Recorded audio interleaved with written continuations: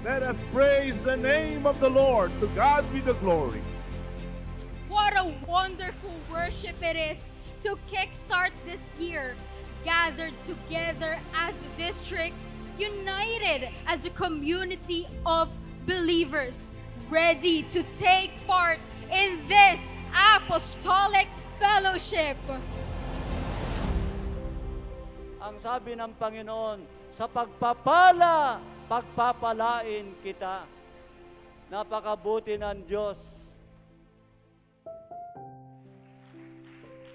Ang mahal na late apostle, bago niya lisanin ang lupang ito, iniwanan niya ako ng salita. Lagi siyang dumadalaw.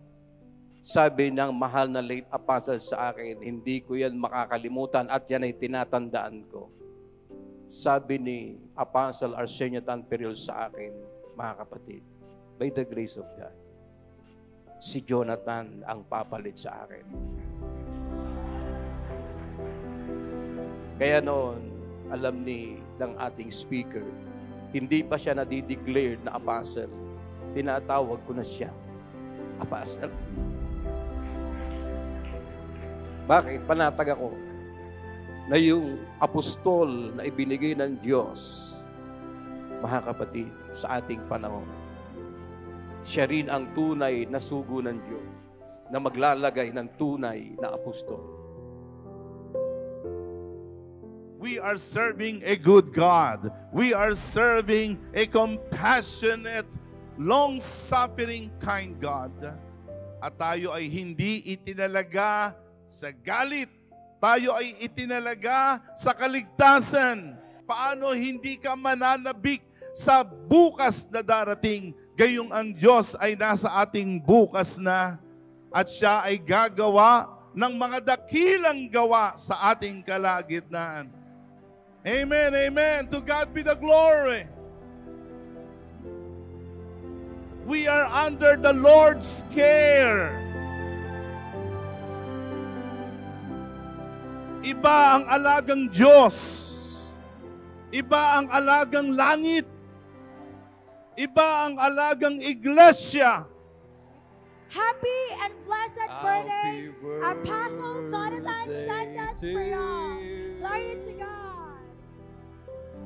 Siyempre, hindi makakalimutan ang kaarawan ng mahal na Apostle Arsenio Tan Periol. Pero hindi tayo iniwanan ng ating mahal na Apostle Arsenio Tan Periol.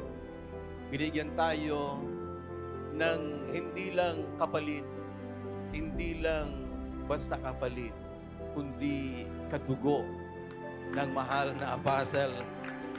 Happy birthday, Dad. Advance, happy birthday.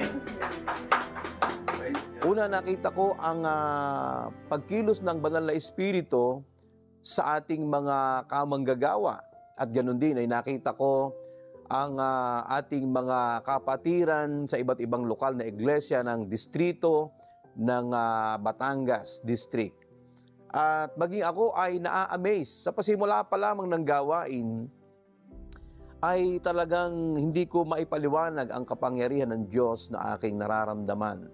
Katunayan sa likod ko ng nananalangin na napakaraming mga manggagawa at mga kapatid ang mga umiiyak at sila ay talagang humihibik. At nararamdaman ko ang kanilang pananabik sa mahal na sugong apostol Jonathan S. Periol. At ganun din ay nakita ko rin, lalo-lalo na ng mahal na apostol ay nagpatanggap na ang mga di pangkaraniwang nag-iiyakan na minsan mo lang ay makita. Nakita ko sa mga kapatiran, maging sa mga manggagawa, ang kanilang pag-iyak ay pag-iyak na gaya ng isang nauuhaw sa tagapangasiwa. At yan ay pinatunayan at naging saksi ako sa gawa ng Diyos sapagkat maging ako ay kinikilabutan sa mga pagkakataong iyon.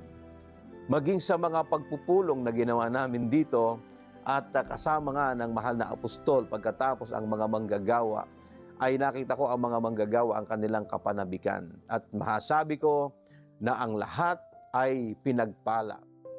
At kami ay nagpapasalamat sapagkat ang kanyang mensahe ay nagdala sa amin ng higit na kalakasan, kagalakan, upang kami ay magnasa pa na higit pa ang aming magawa na paglilingkod sa ating Panginoon. Glory to God.